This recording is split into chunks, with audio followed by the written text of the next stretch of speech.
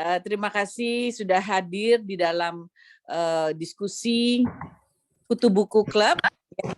Kita membaca buku Bapak selama sebulan terakhir ini.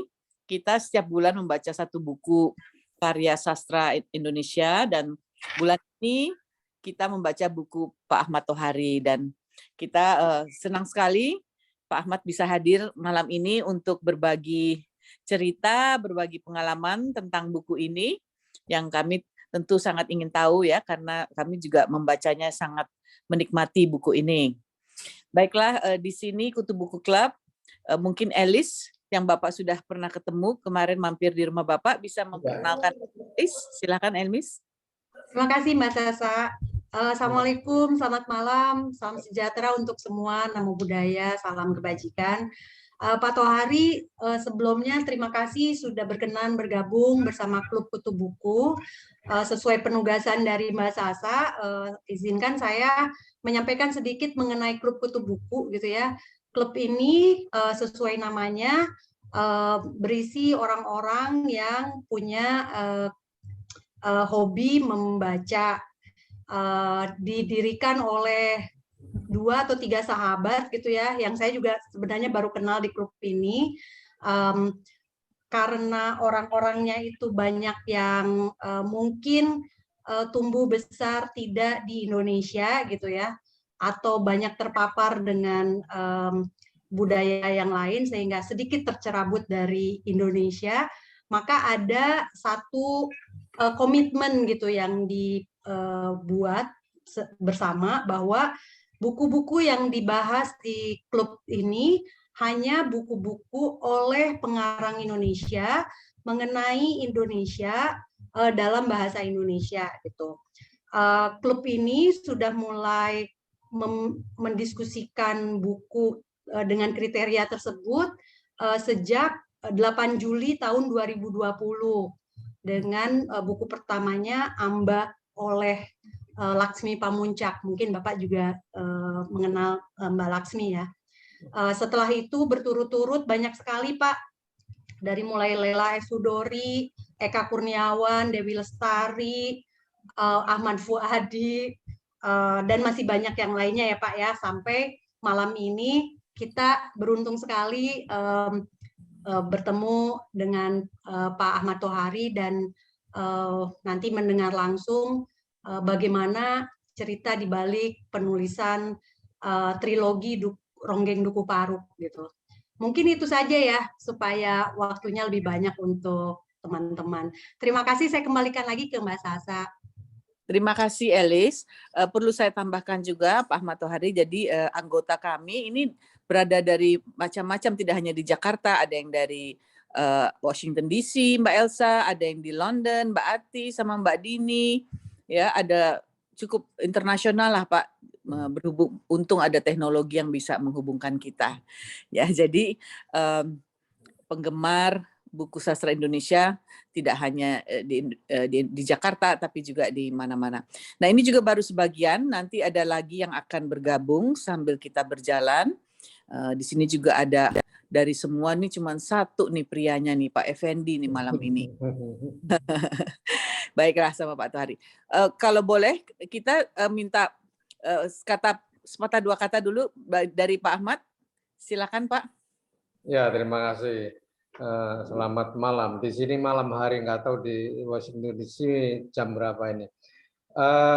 Saya senang sekali bisa bertemu dengan mereka yang mau-maunya membaca buku saya gitu. Nah, nanti kita bisa tanya jawab, barangkali ingin tahu latar belakang penulisan buku ini. Nanti kita bahas itu. Terima kasih. Baik, terima kasih Pak Ahmad. Kami juga senang sekali Bapak bisa hadir karena beberapa bulan yang lalu kita memang sudah pernah memilih buku ini, tapi kami sempat dengar bahwa Bapak sedang sakit ya. Jadi senang sekali Bapak sehat sekarang. Oke, mungkin saya pertama nanti teman-teman akan bergabung untuk memberikan pertanyaan. Mungkin saya buka dengan pertanyaan Bapak. Tadi Bapak udah sebutkan. Ya, buku ini sangat menarik dengan ceritanya yang sangat mengalir. Saya bacanya juga sangat menikmati setiap kalimat dan kata-kata yang Bapak tulis, latar belakangnya tadi yang seperti Bapak sampaikan, kira-kira latar belakang apa yang membuat Bapak menulis buku ini? Ya, itu latar belakangnya kegelisahan. Kegelisahan saya melihat situasi sosial pada tahun 60-an sampai tahun 70-an, di mana kami yang hidup di desa itu menyaksikan kemiskinan yang sangat merata. Saya kira itu di Indonesia, seluruh Indonesia. Walaupun saya tinggal di Banyumas, dan yang saya saksikan adalah kemiskinan di daerah Banyumas. Dan kemudian pada tahun 65 kita sudah tahu ada peristiwa pemberontakan komunis, di mana kampung saya juga terimbas oleh pemberontakan itu. Dan ironisnya di kampung saya itu ada penari yang disebut di kampung saya itu sebetulnya lengger, tapi saya menggunakan di novel ini ronggeng supaya orang seluruh Indonesia bisa tahu. Karena lengger itu khas Banyumas, istilah khas Banyumas, tapi kalau ronggeng itu sudah menasional. Nah, ada seorang penari ronggeng yang dianggap pro komunis karena berada di dalam organisasi Lekra, Lembaga Kebudayaan Rakyat. Nah, dia terbawa-bawa arus politik, dan hal itulah yang menginspirasi saya menulis novel Ronggeng Duku Paruh. Jadi intinya novel ini adalah pelampiasan simpati saya kepada seniman-seniman rakyat yang dilibatkan ke dalam aliran politik yang sangat tidak nyaman. Itu. Terima kasih. Baik, terima kasih atas penjelasan awal mengenai latar belakang. Baiklah, dari yang sudah hadir malam ini, silakan angkat tangan bagi yang ingin bertanya, raise your hand. Ati, ya silakan Ati. Yang dari London nih Pak, ada yang nanya.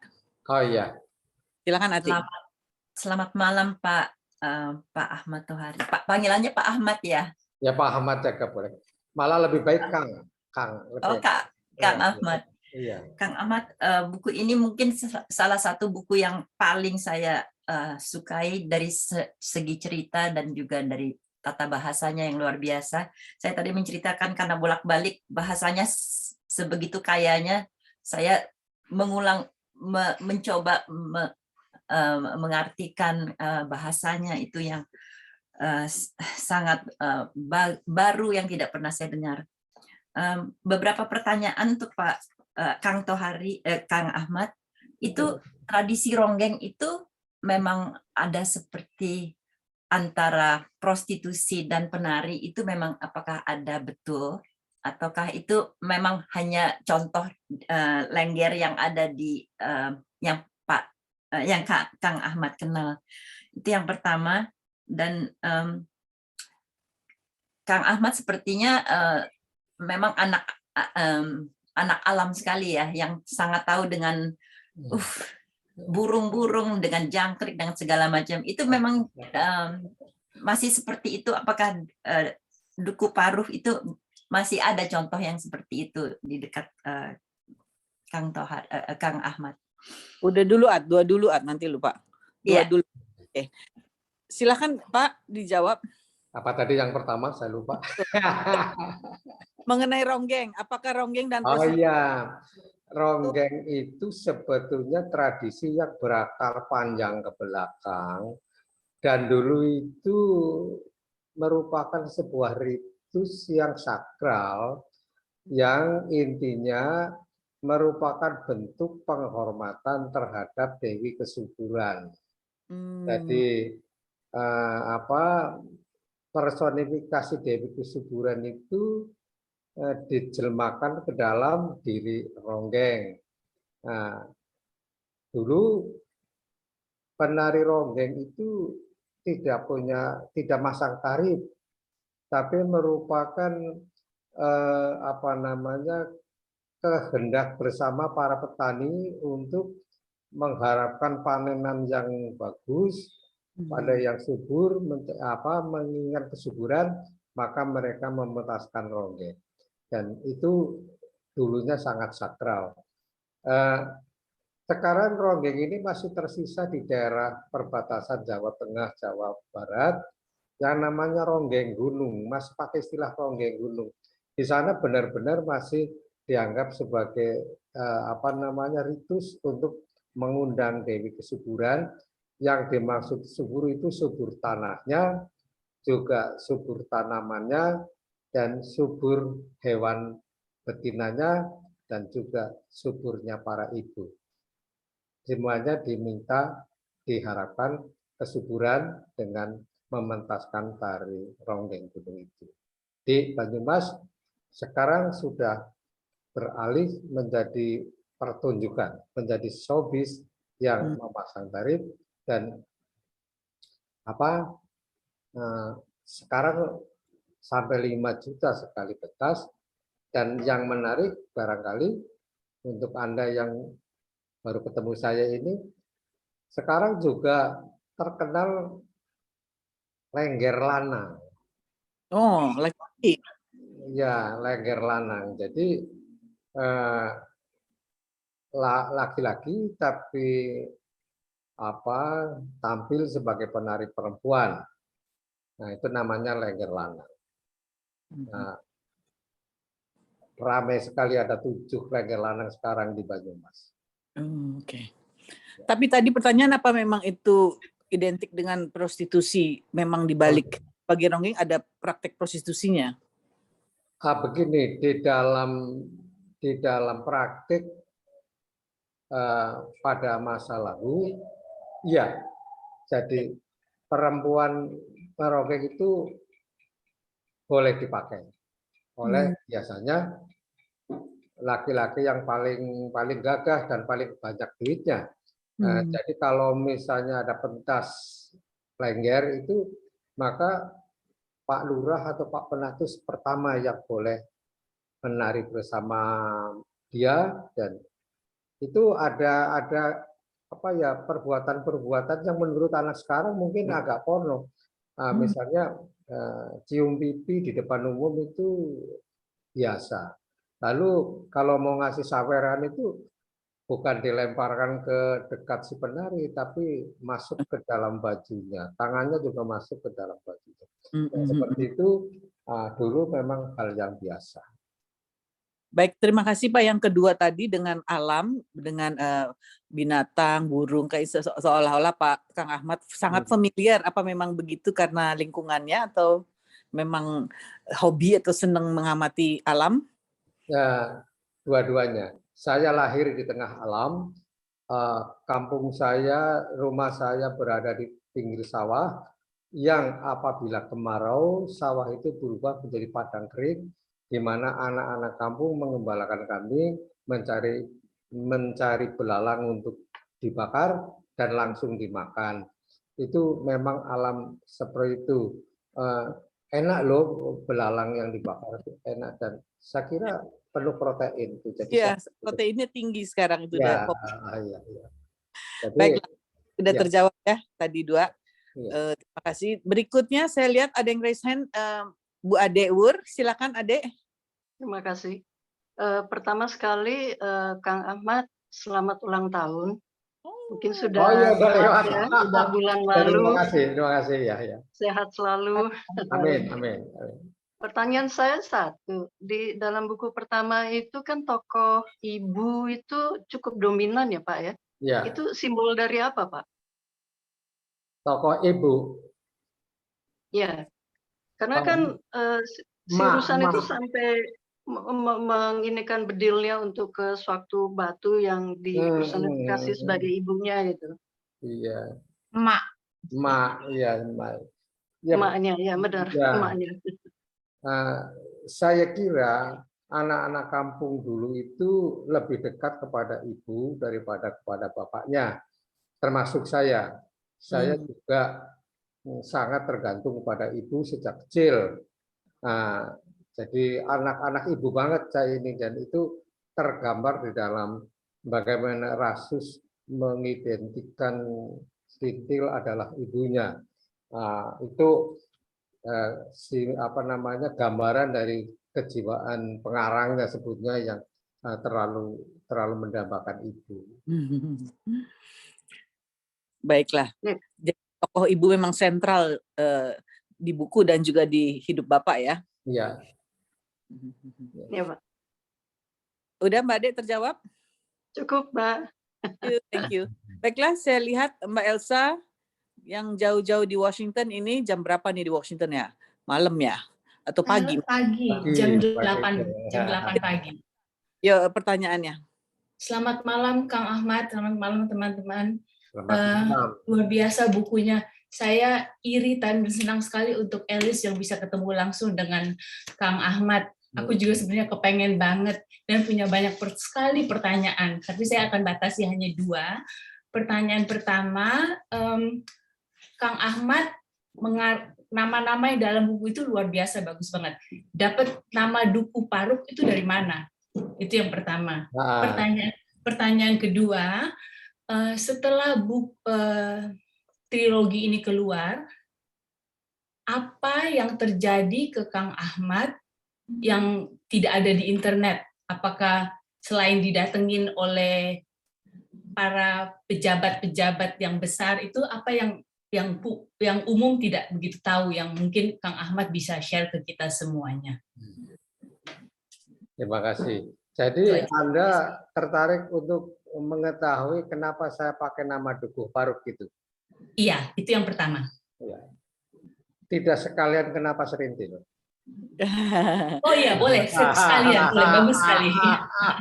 Namanya bagus. Dan aku juga suka banyak sekali bilang asu buntung. Kali apa itu asu buntung? Ya, nama Dukuh Paruk sebetulnya dua nama yang digabung. Di dekat saya tinggal itu ada gerumbul namanya Dukuh Kidul, tapi juga ada di sebelah kampung saya Ciparuk. Jadi saya ambil sepotong-sepotong menjadi Dukuh Paruk. Begitu. Tetapi pendengar yang jahil, kenapa Paruk? Gitu. Nyambung enggak pikiran saya? Paruh tuh ini ya? Ya. Ya. Paruk sebetulnya itu gerabah. Gerabah. Alat masak itu yang terbuat dari tanah paruk. Ini kejahilan atau kenakalan seorang pengarang. Itu kan ada ruk dan ada til. Dukuh Paruk dan Senthil. Nyandak enggak? Sampai enggak maksud saya? Nah, ada yang bilang itu berarti. Nakal ya Kang Ahmad. Apa? Aku nggak nyampe. Nakal itu. Ya, kadang-kadang sastrawan harus nakal lah biar seger gitu. Dan kadang-kadang saya berpikir kita kan dari sana, semuanya dari sana kita ini. Jadi kan kita cuma menyebut asal usul saya sendiri dan juga Anda begitu. Okay. Bagus sekali. Dari centil ya, Serintil itu centil. Iya. Lalu nama-nama Rasus itu ada nama laki-laki yang bernama Rasus di kampung saya, dan laki-laki itu menarik karena tua, kurus dan miskin, jadi saya pakai namanya. Tapi sampai sekarang dia tidak tahu bahwa namanya menjadi sangat terkenal karena dia bukan huruf ya. Nggak pernah dibacain ya? Nggak pernah dibacain juga ya. Apa Elsa pertanyaan yang kedua? Pertanyaan yang kedua Pak, setelah buku trilogi ini keluar, apa saja yang pernah terjadi ke Bapak yang publik belum tahu? Apakah dari tetangga, apakah dari politisi atau dari mana aja, mungkin Bapak bisa share ke kita? Itu datang dari para ulama. Saya kan anak kiai. Jadi menurut para ulama tidak pantas saya menulis novel Roge Kedua Baru karena itu menyangkut kebebasan seks sepertinya. Masa anak kiai nulis kebebasan seks kan mereka mengatakan tidak pantas. Seperti itu. Tapi saya berdalih juga. Nah, orang yang pantas dan orang yang tidak pantas kan semuanya milik Tuhan. Jadi kenapa saya hanya boleh menulis yang pantas-pantas saja, yang alim-alim, yang sopan-sopan, yang ini nggak boleh. Kalau nulis yang kayak gitu, yang pelacur, yang apa nggak boleh, itu kan nggak adil saya. Jadi saya tulis juga seperti itu. Yang paling repot ketika saya harus berhadapan dengan aparat keamanan, yaitu karena di dalam novel itu bagian akhir kan saya menyebut-nyebut PKI dan mereka menganggap saya ini bau-bau PKI begitu. Nah, ini mau sebutnya mau panjang ini urusannya. Karena waktu itu tahun 86 saya dipanggil ke Kopkamtib untuk mempertanggungjawabkan novel. Nggak lucu banget deh. Kopkamtib minta pertanggungjawaban novel. Nah, kalau mereka tetap berkeyakinan saya itu komunis, barangkali saya akan panjang urusannya. Untung waktu itu ada yang menjamin bahwa saya bukan PKI. Yang menjamin itu tokoh nasional yang nggak tanggung-tanggung, namanya Abdurrahman Wahid. Jadi Abdurrahman Wahid menjamin kepada tentara bahwa saya bukan PKI. Maka lepaslah saya, begitu. Wah, berjasa sekali Gus Dur dong ya dalam hidup Bapak. Iya, saya utang budi banget sama beliau. Katanya sahabat banget suka nginep situ dan tidur di lantai katanya ya. Oh iya, Gus Dur kan jiwa pesantrennya masih sangat tebal. Di pesantren kan nggak ada orang tidur di depan, nggak ada. Semua satu hidupnya di lantai, paling di atas karpet. Nah, Gus Dur di rumah saya itu 2 atau 3 kali selalu tidurnya di atas karpet, nggak mau di kasur. Baiklah, berikutnya ada 2 penanya yang sudah antri. Cahaya, setelah itu Pak Effendi ya. Mbak Cahaya silakan. Unmute dulu, unmute. Di unmute. Oh, kok hilang? Malah Ya, hilang? kenapa hilang? Oh, oke, di unmute dulu Mbak Cahaya. Suaranya belum kedengeran. Masih mute. Masih mute. Oke, kalau gitu Pak Effendi dulu ya. Sampai Unmute, oke. Oh, udah. Oke. Oke, got it. Maaf, terima kasih sudah diterima di grup ini. Lili kemarin mengingatkan lagi. Untuk cepatnya saya ingin bertanya kepada Kang Ahmad bahwa Kang Ahmad itu tadi menyebutkan inspirasi, salah satu alasan menulis buku ini adalah ada latar belakang artis-artis rakyat yang dibina oleh Lekra, yang mana itu sayap keseniannya PKI waktu 60-an ya. Saya ingin tanyakan bagaimana menurut Kang Ahmad pendapatnya seniman, seniwati, sastrawan dirangkum, dibina oleh sebuah partai politik sehingga waktu tahun 65 mereka terseret-seret dan ikut dibunuh banyak. Ya, bagaimana menurut Kang Ahmad? Dan juga pertanyaan kedua, apakah ini bisa terjadi lagi? Maksud saya harusnya seni itu murni, tidak ada sangkut paut politiknya. Terima kasih.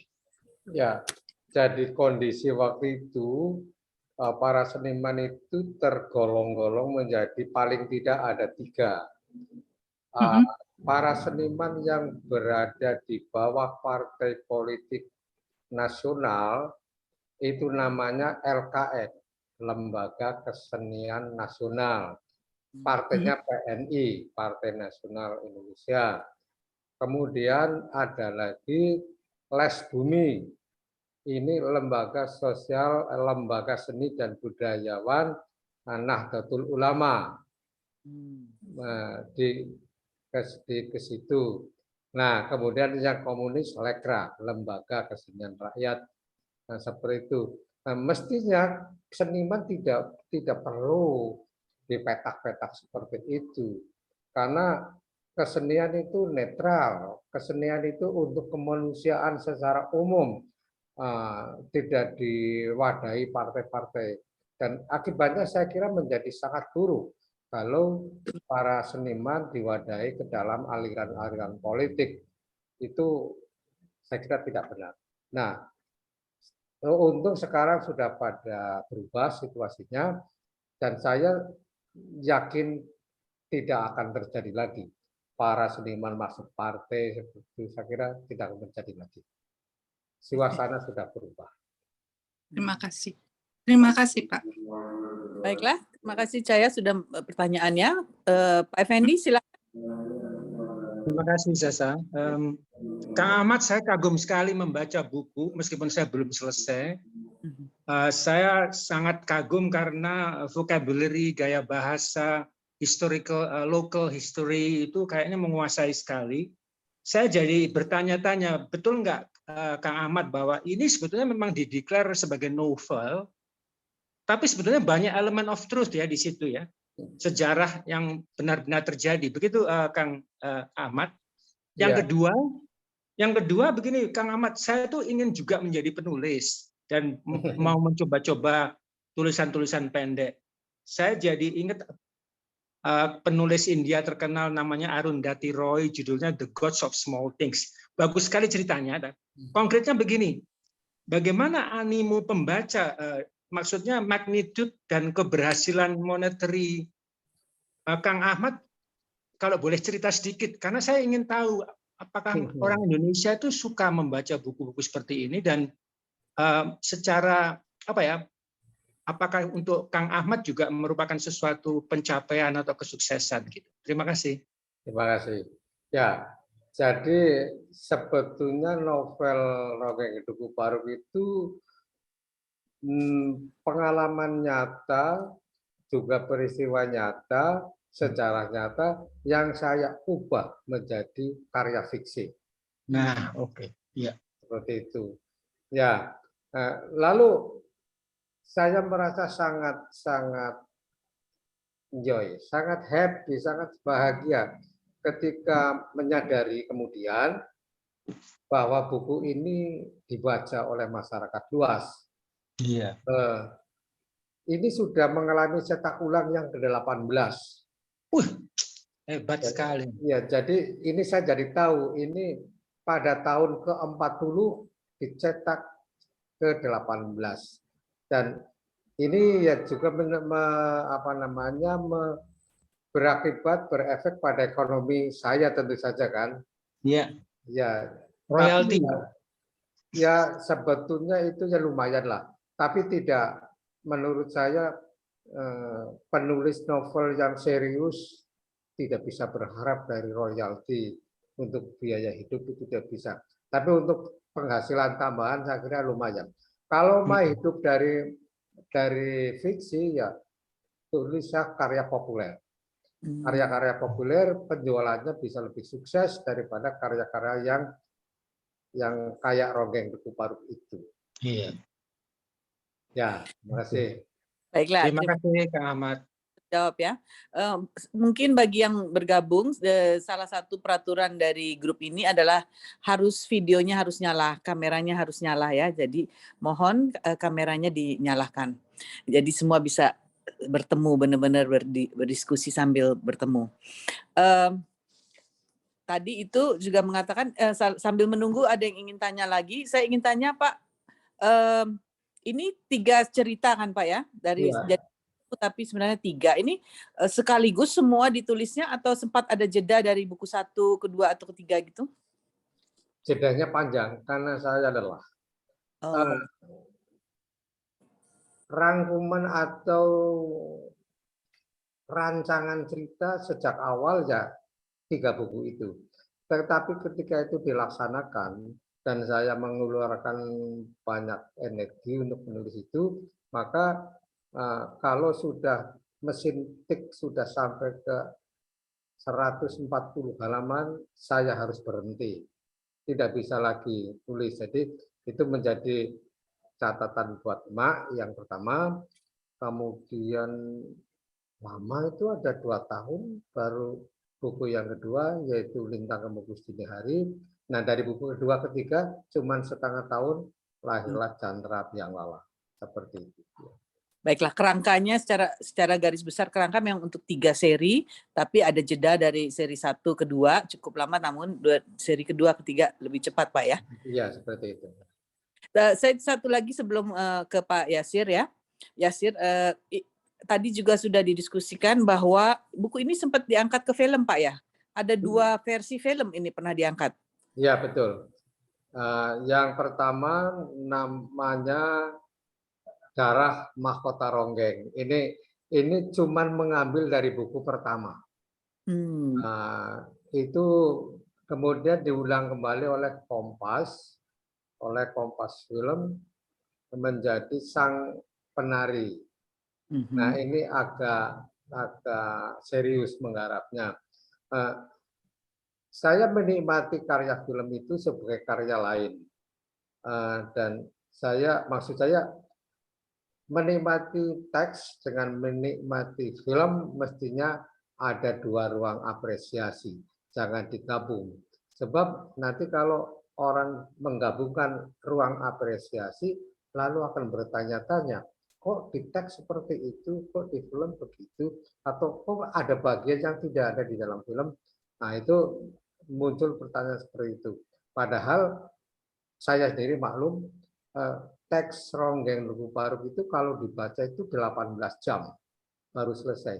Sedangkan film itu kan cuma 2 jam. Jadi tidak mungkin semuanya difilmkan. Betul, betul. Buku selalu lebih bagus dari film, Mbak. Biasanya. Baik, tapi dari 2 film itu Bapak yang lebih suka yang mana?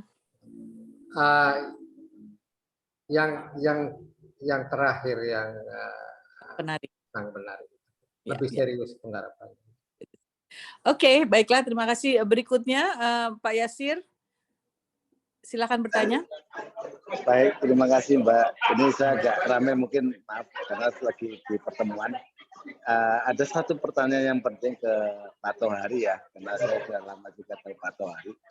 Ini membaca buku ini kayak kembali ke lorong waktu tahun-tahun 80-an ketika kondisi di mana masyarakat membaca tulisan itu sangat susah ya. Dan ketika membaca tulisan ini kemudian kita kembali kayak ingat tahun 60-an, tahun 65 seperti apa. Nah, yang saya ingin tahu karena tulisan ini sangat dalam ya, refleksi dari Pak Tohari sangat dalam terhadap kondisi yang ada di waktu itu. Nah, ketika saya coba ajak teman saya untuk diskusi anak muda generasi sekarang untuk membaca buku ini, itu kayak kehilangan memori tahun 60-an ataupun ketika pasca sebelum reformasi seperti apa. Yang ingin saya tanyakan, bagaimana Pak Tohari bisa menuliskan kalimat dengan begitu baik ya, sehingga kalau di generasi saya itu seolah-olah ditarik kembali ke masa tahun 60-an dan kemudian mengingat refleksi atau berefleksi lagi pada oh ya dulu seperti ini ya kondisi bangsa kita ini. Nah, apakah mungkin ini saya tanya Pak Tohari bisa menuliskan lagi bagaimana sih kondisi yang bisa dibaca generasi sekarang dengan tulisan-tulisan Pak Tohari yang mungkin yang baru. Saya ingin tahu apakah ada novel baru yang bisa melihat hal seperti ini karena menurut saya menjadi penting. Mungkin bagi saya membaca Ronggeng Lugu Paruk itu kayak masih ke belakang ya, tapi bagi generasi anak muda yang tidak tahu PKI kayak apa, tahun 60-an kayak apa, apakah mungkin Pak Tohari bisa menuliskan yang baru yang mungkin mengajak anak generasi tahun 2000-an untuk ya melihat kembali tahun 70, 80 tahun atau 9 tahun seperti apa. Saya ingin tahu gimana sih cara Pak Tohari menuliskan itu kemudian sampai tadi ada berapa 15 atau 18 kali cetak dan itu tidak lekang oleh zaman. Saya ingin belajar juga Pak, caranya gimana sih Pak Tohari? Terima kasih. Oke, ya, Yasir tolong di mute ya. Thank you. Silakan Pak. Ya, singkat saja bahwa itu bermula dari kekuatan bahasa. Ya, mungkin pengarang-pengarang yang lain tidak serius dalam membangun bahasa. Yang penting yang membaca bisa mengerti cukup. Gitu. Padahal saya kira pembaca itu perlu diikat dengan kekuatan bahasa. Kekuatan bahasa terletak pada pemilihan kosakata yang tepat dan pembangunan kalimat yang terang benderang, yang jelas dan tidak multitafsir. Kebetulan saya ini dari golongan santri ini. Di dalam pelajaran di pesantren itu ada yang namanya mantik. Mantik itu logika.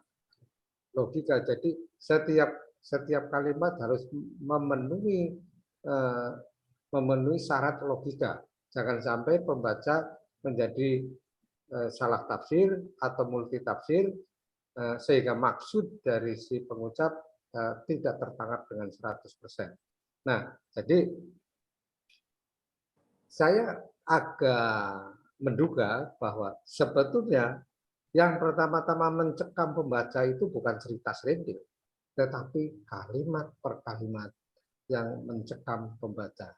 Dugaan saya begitu. Terima kasih. Betul. Baik, terima kasih jawabannya. Oke, Ati, angkat tangan lagi.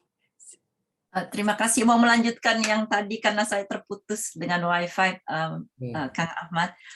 Pertanyaan saya yang selanjutnya adalah background dari latar belakang Kang Ahmad kan kiai ya, keluarga kiai. Tapi yang ditulis di sini adalah suatu masyarakat yang boleh dikatakan tidak beragama atau kejawen ya, tapi yang sangat kuat, yang mereka tuh sangat kuat dengan tidak mau berbohong, tidak mau menipu, dan mereka mengikuti naluri mereka. Bagaimana, saya ingin tahu apakah Kang Ahmad bisa ceritakan mengenai latar belakang keluarga, bagaimana Kang Ahmad dibesarkan di keluarga kiai itu sehingga pandangan Kang Ahmad itu sangat terbuka dengan berbagai macam kepercayaan yang ada. Ya, terima kasih. Bapak saya itu seorang kiai yang punya masjid, yang punya santri, tetapi sekolah saya itu SD, masuk SMP negeri, lalu masuk SMA negeri, jadi agak punya jarak dengan kehidupan di musola-musola itu. Yang pertama. Yang kedua, tingkat pergaulan saya itu di kota, jadi tidak di kampung tempat saya lahir. Saya SMP sudah indekos, SMA sudah indekos, jadi mulai berpisah dengan alam asli saya yang di pinggir sawah dan di dekat sebuah masjid. Seperti itu. Bahkan kemudian saya tertarik untuk mendirikan forum antar iman di Kabupaten Banyumas. Kalau Anda mendengar FKUB, itu pertama kali lahir di Purwokerto. Itu kelompok saya yang mendirikan forum kerukunan antar umat iman. Kemudian diambil alih menjadi gerakan seluruh Indonesia. Nah, artinya saya saat ini tapi enggak fanatik dan selalu memberi ruang untuk merasa benar kepada orang lain. Orang lain dengan agamanya lain berhak merasa benar dengan pilihannya. Saya selalu begitu. Jadi saya akrab saja dengan semua orang. Begitu. Terima kasih. Satu lagi mengenai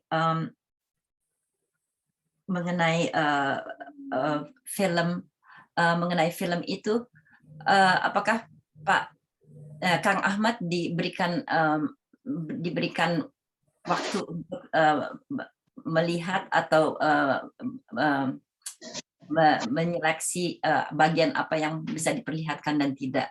Karena menurut saya itu cukup sangat berani dan menarik sekali. Kebetulan saya juga menontonnya di Inggris waktu itu, dipertontonkannya di Inggris untuk Festival Film Asia. Oh iya, sutradara dan produser datang ke saya, mereka bertanya kepada saya mau titip pesan apa dalam pemfilman ini. Saya bilang begini, saya tidak pesan apa-apa, cuman pesannya begini, silakan dibaca baik-baik, maka akan ada tafsir di dalam diri Anda, pada diri saudara, tafsir Anda itulah yang akan difilmkan. Tidak mungkin memfilmkan imajinasi saya. Jadi ketika sudah difilmkan dan saya nonton, oke, itulah capaian mereka dan saya memberi hormat pada mereka.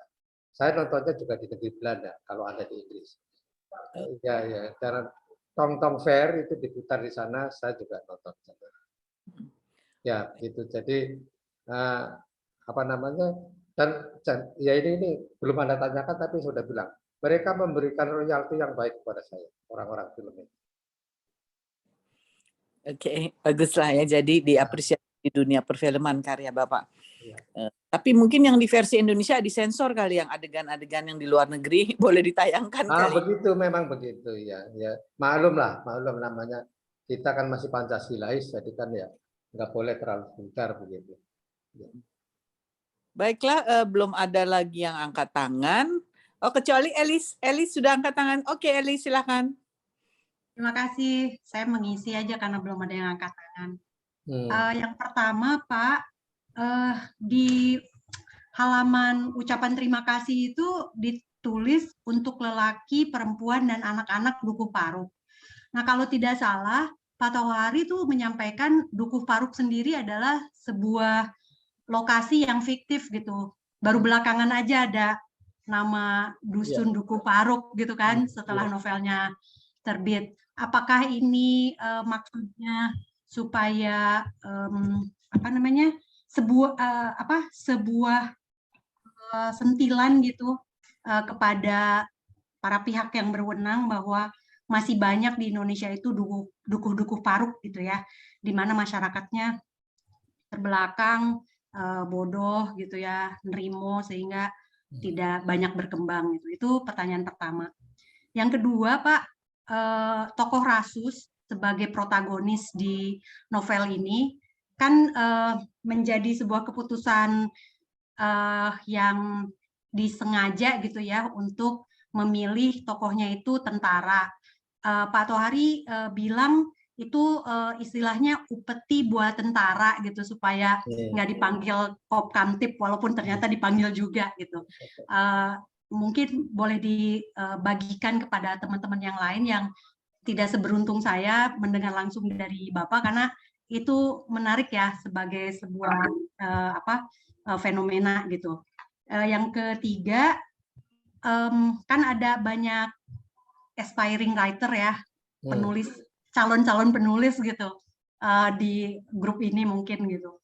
Tadi ada saya ingin mendapatkan tips dari Pak Tohari supaya novel kita gitu ya tidak banyak berisi pesan moral, itu cara penyampaiannya seperti apa ya gitu. Kalau film kan ada istilah show that don't tell. Nah, kalau di dalam novel seperti apa ya Pak? Itu 3 pertanyaan saya. Terima kasih. Terima kasih. Yang pertama apa, yang kedua apa, diulang nanti saya tahu ya.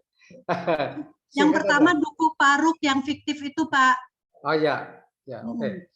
Jadi tadi kan saya bilang di dekat saya ada Dukuh Kidul dan Ciparuk. Nah, lalu saya gabung menjadi Dukuh Paruk. Tetapi ada lokasi sebuah desa yang jauh dari jalan raya yang menginspirasi menjadi setting novel itu, karena di kampung itu masih tersisa pola kehidupan lama, masih memuja kuburan dan masih kejawen. Masyarakatnya khas, berbeda dengan masyarakat sekelilingnya. itu ada nyata kurang lebih 3-4 kilometer dari rumah saya ke arah gunung. Nah, itu yang menjadi inspirator Duku Paruk seperti itu. Lalu yang kedua? Yang kedua, Rasus, Pak, upeti tentara. Oh iya, betul. Ya, betul. Jadi saya sengaja membuat Rasus itu seorang tentara, bukan seorang guru atau seorang mantri, tapi seorang tentara. Itu tadi, saya berharap tentara tidak akan tersinggung ketika saya ngutik-ngutik PKI. Kan tentara jahil betul terhadap PKI waktu itu. Menurut saya itu mereka tentara itu terlalu kejam kepada PKI. Karena apa? Ada 50.000 orang komunis ditembak mati oleh tentara dan beberapa di antara ditembak di depan mata saya. Nah, jadi itu apa namanya? Mudah-mudahan tentara tidak marah ketika saya mengutik-utik masalah itu di akhir novel ini. Ternyata dipanggil juga. Untung ada Gus Dur yang menarik saya dari meja pemeriksaan, jadi saya tidak berkepanjangan berhadapan dengan tentara. Yang ketiga mengenai tips untuk aspiring writers. Untuk yang jadi calon penulis. Moral gitu, pesan moralnya tersampaikan tanpa banyak berceramah gitu, Pak. Oh begitu, ya itu memang tantangan bagi seorang pengarang untuk membebaskan diri, melibatkan diri dalam jalannya cerita. Pengarang yang melibatkan dirinya dalam cerita, saya kira pengarang yang tidak berhasil. Nah, pengarang yang berhasil pengarang yang betul-betul berada di luar cerita itu. Walaupun mungkin inspirasi pengarang ada di dalam cerita itu, tapi bukan menjadi pelaku atau apa. Nah, caranya apa? Benar-benar membebaskan cerita berjalan menurut logika cerita itu, bukan logika pengarangnya.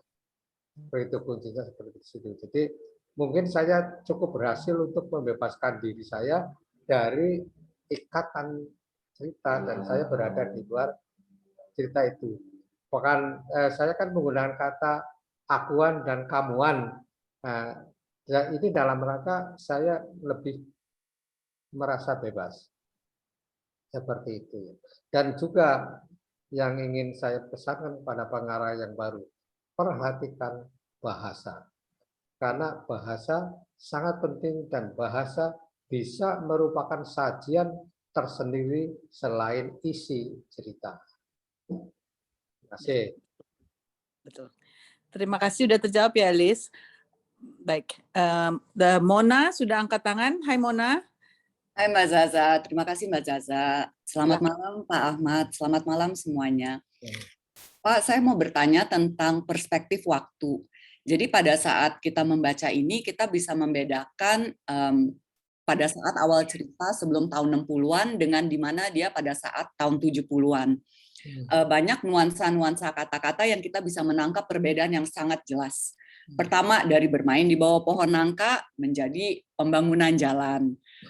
Terus dari hal-hal yang sangat kejawen, sangat tradisi lokal, menjadi ucapan agama ya, dari Rasus. Jadi hal-hal yang sangat halus, tapi sebagai pembaca saya bisa sangat merasakan berjalannya waktu. Buku ini, ketiga buku ini itu merupakan cerminan masa tertentu, yaitu antara kita sebut sebelum tahun 60-an sampai tahun 70-an. Sekarang sebagai pengarangnya, Bapak berdiri di tahun 2022, dicetakan ke-18. Bapak memang tadi mengatakan Bapak berdiri di luar cerita tersebut. Tapi dengan berjalannya waktu, pernah nggak Bapak bertanya atau mungkin berpikir atau melamun, oh sekarang Rasus sama Serintil seperti ini, Duku Paruk sekarang misalnya nggak tahu udah jadi apa gitu. Apakah kalau lagi Bapak berjalan atau lagi minum atau lagi duduk, terlintas nggak gitu perjalanan waktu sejak buku ini Bapak selesaikan? Ya, terima kasih. Dalam hal perjalanan waktu itu banyak banyak pembaca yang bertanya begini, itu Serintil sama Rasus menikah enggak sih? Wah, itu pertanyaan itu tidak bisa saya jawab, tetapi saya kembalikan kepada penanya. Dalam perjalanan waktu yang dari awal ada malapetaka TP Bongkret, ada Serintil jadi seniman besar, ada Rasus jadi tentara. Saya bertanya, bagaimana itu akhirnya Serintil sama Rasus berjodoh atau tidak? Saya sudah menjawab, maka pertanyaan itu saya selalu kembalikan kepada penanya. Menurut Anda, sebaiknya bagaimana? Kalau menurut Anda sebaiknya Serintil menikah dengan Rasus, maka menikahlah di dalam imajinasi Anda, bukan di dalam imajinasi saya. Itu kan adil, saya kira tidak menuntun pembaca untuk bersikap seperti saya untuk mengakhiri cerita menurut si pengarang. Cerita akan diakhiri oleh pembaca. Itu menurut saya sikap yang adil. Itu yang saya lakukan. Sekaligus juga ini kan juga teori seorang pengarang supaya ceritanya itu melekat terus di dalam ingatan pembaca, jadi gantung Serintil tidak jelas mau kawin atau tidak, seperti itu. Baiklah, sangat bijak Pak Ahmad memberikan kebebasan kepada pembaca untuk menyambungin sendiri ceritanya ya. Baiklah, di sini Anggita sudah raise hand. Silakan Anggita. Terima kasih Zaza. Selamat malam Kang Ahmad, selamat malam semua teman-teman Kutu Buku. Kang Ahmad, ini sebenarnya impian udah lama bisa bicara langsung karena udah lama sekali kepengen ngobrol langsung. Baru sekarang kesampaian, terutama karena saya bangga sekali, saya ulang tahunnya sama. Tanggal 13 Juni. Oke, 13 Juni. Iya, sebelum saya bertanya nih ada salam nih dari teman saya Shanti Harmain. Oh Katanya, iya. salam kangen. Bahkan dia masih ingat ulang tahunnya Kang Ahmad. Oh ya, bulan lalu. Ke rumah saya beliaunya. Ya, oh iya. Iya, dia kawan saya dari SMP, SMA sampai kuliah. Oh iya. Nah, saya mau tanya nih, saya belajar banyak sekali dari buku triloginya Kang Ahmad ini. Bahkan dari penjelasan malam ini saya belajar makin banyak lagi, terutama tentang seni budaya. Tadi Kang Ahmad sudah menjelaskan tentang Lengger dan kejawen ya, itu ada dasarnya di kehidupan nyata. Tapi bagaimana dengan perdukunan? Kayaknya praktek perdukunan ini lumayan dahsyat ya di satu episode. Itu yang pertama. Yang kedua, saya mau tanya, benar nggak sih waktu pertama kali buku ini, trilogi ini diterbitkan, ada yang disensor? Kalau benar, bagian yang mana, Kang? Oh iya. Ya, pertama soal perdukunan. Udah di zaman modern kayak gini, perdukunan juga masih jalan terus, dan bahkan saya sadar perdukunan juga melanda orang kota sebetulnya. Bukan hanya orang kampung, orang kota pun banyak yang ingin naik pangkat pakai dukun, ingin masuk DPR pakai dukun, seperti itu. Lalu apa yang kedua tadi? Benar nggak waktu pertama kali buku ini diterbitkan ada yang disensor? Oh iya itu. Jadi begini,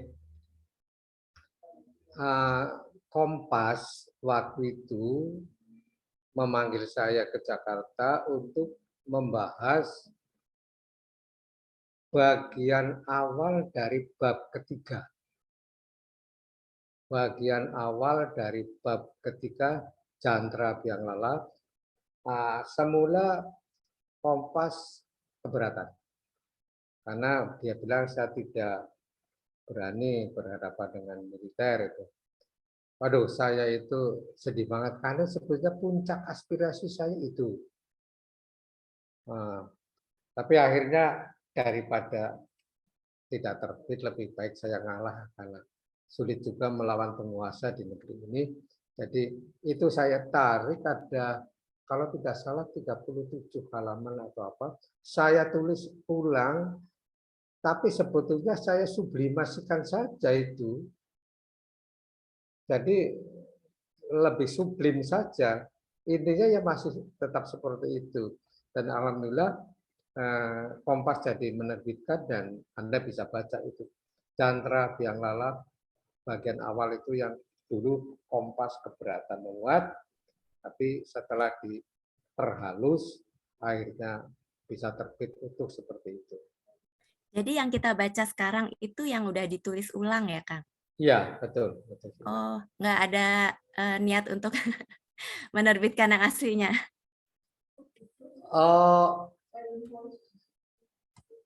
Itu menjadi bagian dari buku Silent Voices yang terbit di Honolulu.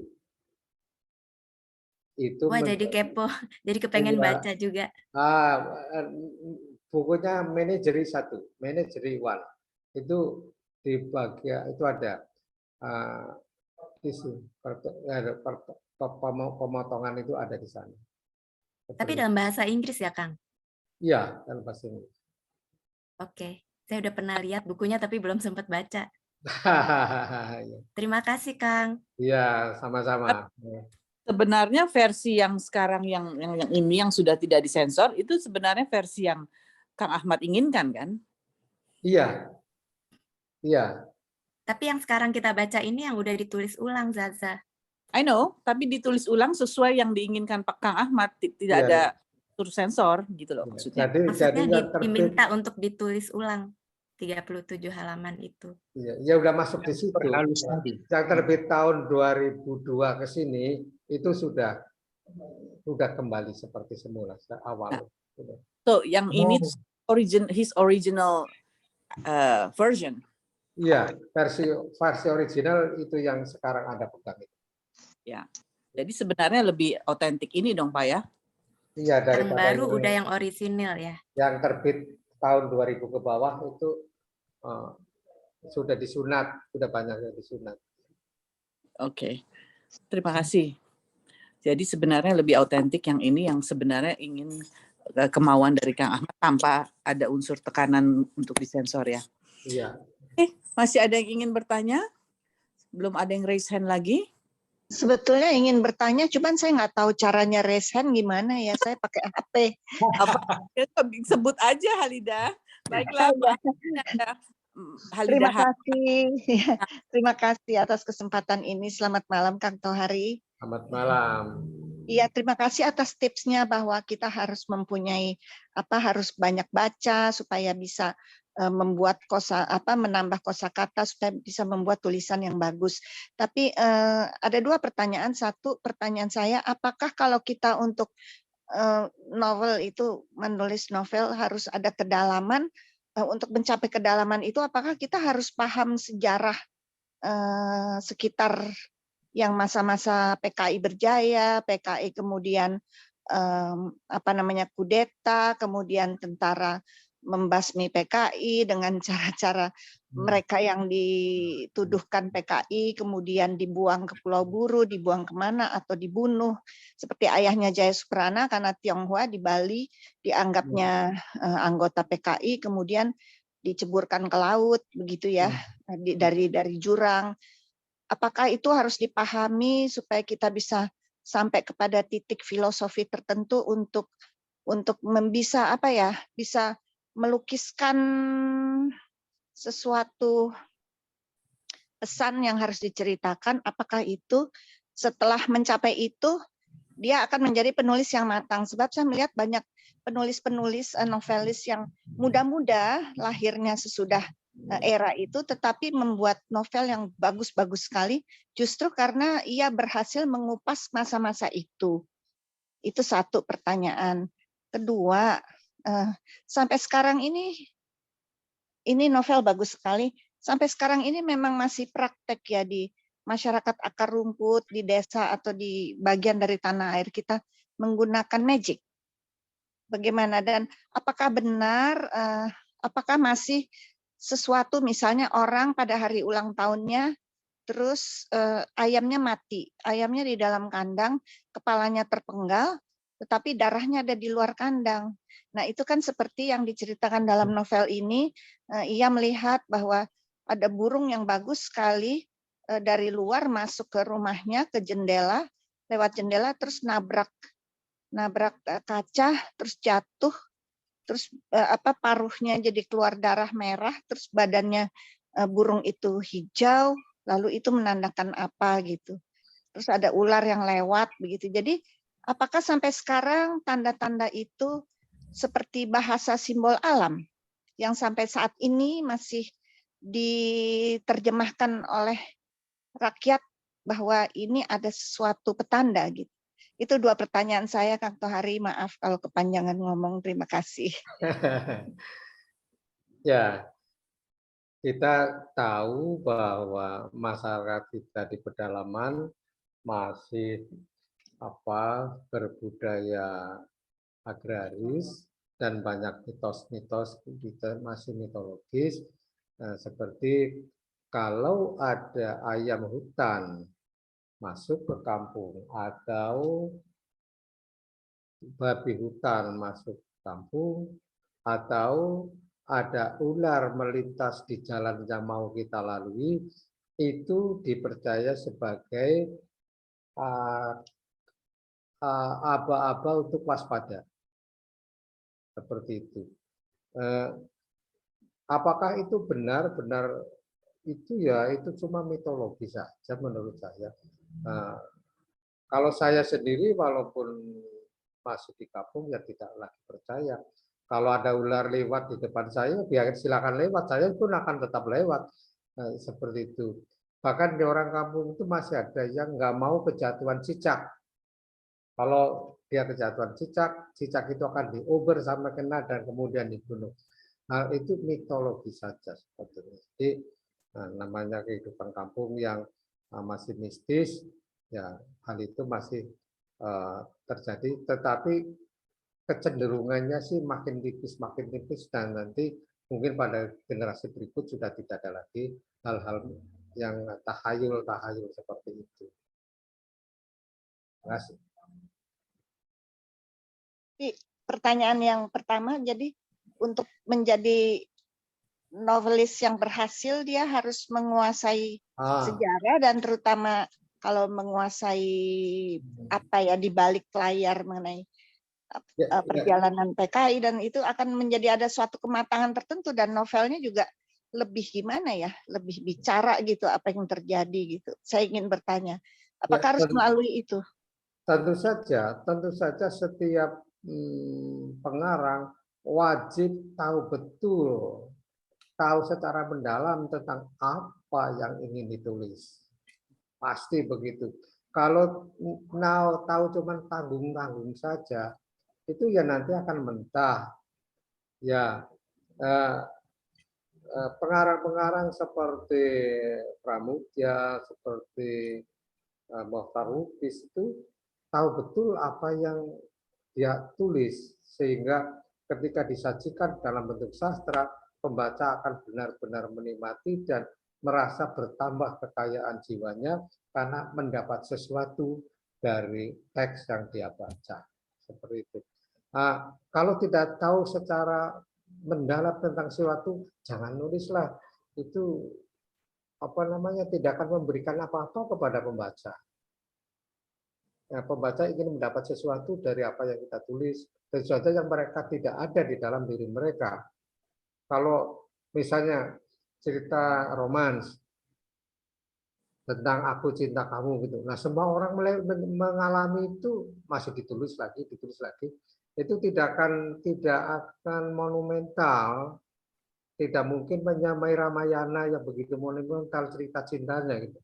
Jadi tulislah hal-hal yang kita kuasai, kita tahu betul, supaya tulisan kita itu akan memberi tambahan kekayaan jiwa kepada pembaca. Terima kasih. Baiklah, sudah terjawab ya Halida. Ya, mungkin saya ingin tambahkan juga, sepertinya bila mana menguasai masa yang itu yang ada PKI, ada apa begitu ya, atau komunisme, terus apa semua, saya melihat bahwa semua novelis yang menulis sekitar topik itu pasti novelnya bagus dan pendalaman dan juga jadi seperti ibaratnya kita kalau di konservatorium musik kita harus bisa main Franz Liszt gitu untuk menjadi suatu tanda kelulusan bahwa ia adalah novelis yang berhasil gitu, kurang lebihnya itu saya menganggapnya gitu. Jadi kalau menguasai yang bagaimana komunisme di Indonesia dan kemudian bagaimana sikap-sikap pemerintah dan masyarakat akar rumput yang mengalami, yang menderita atau bagaimana lah begitu, pasti itu keberhasilan menulis itu akan mengangkat ia menjadi novelis yang memang berpengetahuan, yang punya kualitas itu. Jadi jawaban Kang Tohari memberi pemantapan dari anggapan saya. Jadi ibaratnya tuh menguasai itu periode itu menjadikan seperti orang di musik konservatorium dia harus bisa main Franz Liszt sama Chopin gitu untuk menjadikan ia penulis yang handal gitu. Terima kasih. Oke, baiklah berikutnya Irena, silakan.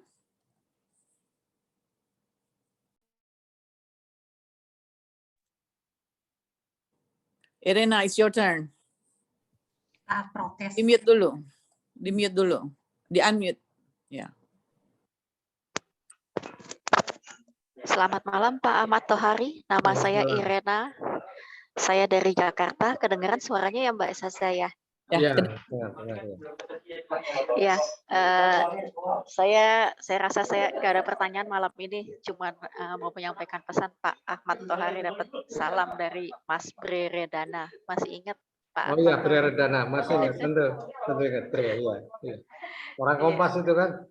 Iya, orang Kompas. Sudah pensiun. Ya. Penulis hebat, antar penulis hebat. Ya.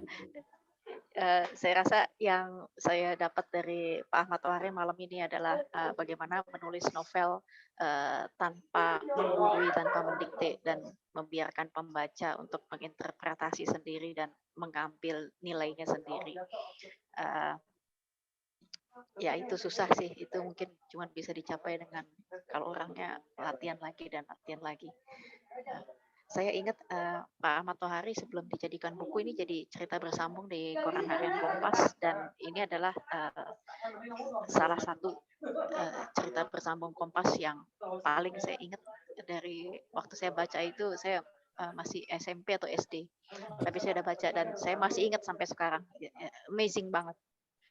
Ya, itu aja Mbak Zaza. Terima kasih. Terima kasih. Baiklah, Pak Ahmad. Kita memang pernah undang Breredana juga. Waktu itu bukunya kita bahas juga beberapa bulan yang lalu. Ya, oke. Masih ada yang ingin bertanya, teman-teman? Mungkin yang nggak ngerti raise hand tapi ingin bertanya. Oke. Kalau nggak ada yang tanya, Mas, kalau masih boleh tanya. Boleh, Ati, masih ada waktunya, Pak Kang Ahmad, masih ada waktunya untuk kami? Oh, masih. Ayo. Silakan, Ati. Kang Ahmad, itu mengenai serintil yang tidak berpendidikan, tapi nampaknya di Kang Ahmad itu punya satu karakteristik dan suatu image yang sangat kuat. Apakah itu dan di zaman tahun 1980-an itu belum banyak orang yang menulis sebagai pahlawan atau heroin buku itu wanita, tapi Kang Ahmad sudah memasukkan seorang yang lugu, yang tidak berpendidikan sebagai seorang heroin. Itu Pak Ahmad mendapat inspirasi, apakah ada orang dekat dengan Pak Ahmad yang seperti itu, dan mengapa mengambil tokoh serintil sebagai pahlawan? Dan yang kedua, pertanyaan mengenai Waras, saya sangat tertarik karena dia mempunyai kelainan jiwa. Apakah itu juga yang jarang dimasukkan di dalam buku-buku di Indonesia? Jadi orang yang mempunyai satu berkelainan tapi dimasukkan ke dalam satu topik yang lumayan penting gitu. Saya sangat tertarik. Kalau boleh di-share Pak Kang Ahmad. Terima kasih. Oke. Banyak sekali saya temui perempuan-perempuan petani itu cerdas dan mampu mengembangkan diri secara luar biasa. Banyak sekali keluarga petani yang justru ditopang oleh si ibu, si istri, bukan oleh si suami. Nah, itu termasuk di keluarga saya. Jadi keluarga saya itu paling banyak bekerja, paling rajin cari duit, paling hemat, mungkin paling pintar, paling kreatif itu ibu saya yang tidak pernah sekolah apapun. Enggak sekolah Jawa, enggak sekolah Arab, enggak sekolah Indonesia, tapi ibu saya mampu mengembangkan keluarganya mentas semua. Ibu saya itu punya anak 12 orang dan semuanya minimal sarjana S1. Pada zaman dulu dan kami tinggal di kampung. Jadi kalau saya melukiskan Sintil bisa mengembangkan diri seperti orang yang terpelajar, itu di alam nyata, di kampung-kampung banyak sekali perempuan yang memimpin keluarga, menjadi kunci perekonomian dan menjadi pahlawan di dalam keluarganya. Itu nyata banyak di kampung-kampung seperti itu. Oh, waras ya. Iya. Kan begini, saya teringat nasihatnya Gus Dur bahwa kalau nulis novel itu jangan serius terus, jangan tegang terus, sekali-kali melawak, sekali-kali kendur, supaya pembaca diberi kesempatan menarik nafas yang panjang. Nah, teori itu saya masukkan ke dalam novel ini dengan menghadirkan tokoh yang lelaki tapi tidak jelas kelelakiannya, tubuhnya kayak enggak jelas, dan itulah waras yang masih kepengin netek sama ibunya padahal dia sudah berjaka. Nah, seperti itu. Itu teorinya Gus Dur saya masukkan di situ supaya pembaca tidak tegang terus-menerus. Terima kasih. Baiklah, terima kasih. Ati sudah terjawab semua ya. Oke, ada yang ingin bertanya lagi? Oh, Elis Boleh masih. Ya, Elis raise hand lagi. Silakan Elis. Makasih. Nyambung ke Mbak Ati, tadi tokoh waras, tolong Kang Tohari sekarang tokoh Sakum. Kan dibilang tukang calung itu ini ya difabel ya, person with disability gitu. Tapi penggambaran Pak Tohari terkait Sakum itu sangat hidup. Bagaimana matanya yang bolong, copong, terus tapi setiap ada di mana Serintil misalnya melakukan goyangan yang erotis, dia bisa mengimbanginya dengan suara yang sama erotisnya juga gitu. Enggak, maksud saya itu apakah Pak Tohari dalam proses penulisan novel ini ada sedikit riset bicara dengan orang tunanetra misalnya, supaya penggambaran Sakum ini yang begitu hidup itu cukup akurat gitu. Itu gimana Pak? Terima kasih. Ya, jadi saya ini jahil sebetulnya. Karena Sakum itu tokoh nyata. Senyata-nyatanya. Namanya juga Sakum. Dan dia yang memukul calung ketika film ini dibuat. Kalau film Sang Penari dibuat, dialah penabuhnya. Jadi dia itu bersama rombongannya pernah saya bawa ke Jakarta dan nginep di Taman Ismail Marzuki di penginapan itu. Nah, jadi Sakum itu tokoh nyata yang punya intuisi kuat sekali. Gerakan Lauger itu dia kendalikan justru. Goyang-goyang pinggulnya Sridin itu dikendalikan oleh irama calungnya. Jadi ya tentu saja malah Sridin yang ikut dia, bukan dia ikut Sridin. Seperti itu. Nah, sayang sekali tahun 94 yang lalu beliau meninggal dunia. Itu rumahnya bertetangga desa dengan saya. Jadi tokoh yang nyata. Baik, amazing ya, sangat amazing. Ada tokoh seperti itu di antara kita, walaupun sudah meninggal. Baiklah, ada lagi yang ingin bertanya? Kalau tidak, kita akhiri sesi hari ini. Boleh tanya satu? Oh, Elsa udah balik lagi. Ya, sorry. Aku boleh tanya satu lagi? Silakan, silakan. Kang Ahmad, dengan tinggal di desa, dengan dekat dengan para petani, apakah sampai sekarang di desa-desa atau petani itu masih butuh huruf juga, atau sekarang semua udah melek baca? Saya kira sekarang ini sudah pada sekolah, paling tidak SD. Jadi buta huruf hampir hilang saya kira di kampung saya.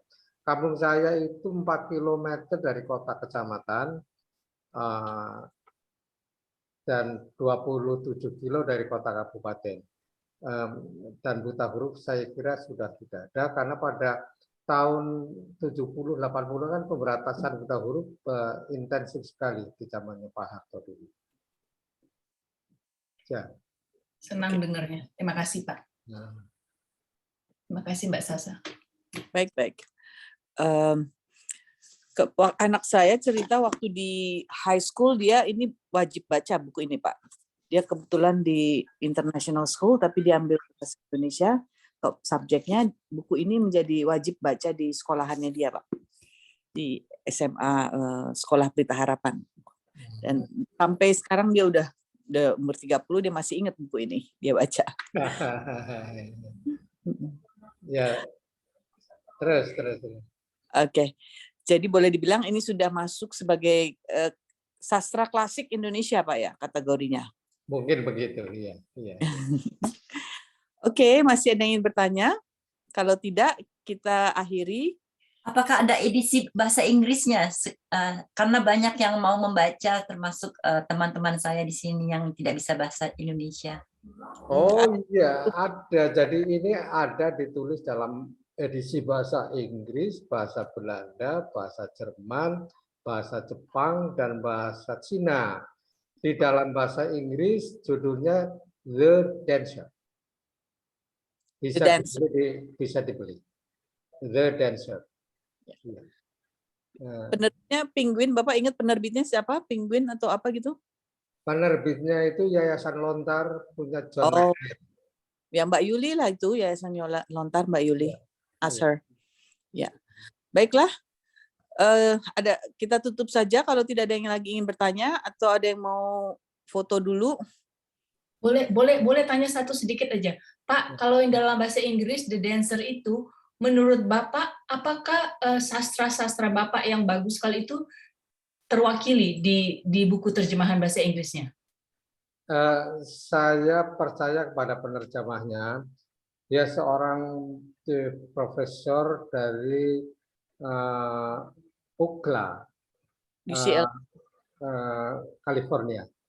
Dia teman saya, bahasa Indonesianya bagus, bahasa gereja tentu saja bagus karena dia orang Amerika. Jadi saya percaya betul, dan dia sering memberitahu pada saya bahwa ini loh cerpen cerita pendek Anda diterjemahkan ke dalam bahasa Inggris, tapi lucu gitu. Karena bukan native speaker yang menjelaskan. Tapi kalau The Dancer diterjemahkan oleh Mas Rene Lislov namanya, itu menurut saya mewakili. Dia ahli kebudayaan Jawa juga, Mas Lislov. Terima kasih, Pak. Baik, yang di luar negeri. Aku screenshot ya. Ya, tolong ya, Ad. Ya, oke. Ya. Semua siap dengan bukunya? Iya. 1, 2, 3. Ya. Satu kali lagi, tunggu screenshot satu kali lagi. Oke, 1, 2, 3. Oke. Baiklah, sesi yang sangat mengesankan malam ini. Terima kasih banyak Kang Ahmad Tohari telah hadir di Kutu Buku Club. Kita banyak mendapat wawasan yang sangat mendalam tentang buku ini. Jadi lebih berarti buku ini dengan bacanya sudah ketemu dengan penulisnya langsung. Terima kasih. Terima kasih. Ya. Terima kasih. Malam, semoga sehat-sehat. Terima kasih banyak. Terima kasih. Sehat selalu. Terima kasih. Zaza, terima kasih juga. Terima kasih, Selamat malam. Terima kasih Mbak Zaza. Terima kasih, Mas Tohari, Mbak Tasa. Bye semua. Bulan depan order this book. Udah beli belum buku ini buat bulan depan? Apa itu? Sudah. Disorder. Sudah. Disorder. Belum. Ya. Pengarangnya Akmal Nazeri Bakral. Disorder. Udah ya. Hati ya. Kalau mau join bulan depan. Oke. Sampai ketemu lagi. Terima kasih Elis, terima kasih kasih semuanya. Bye. Salam sehat selalu.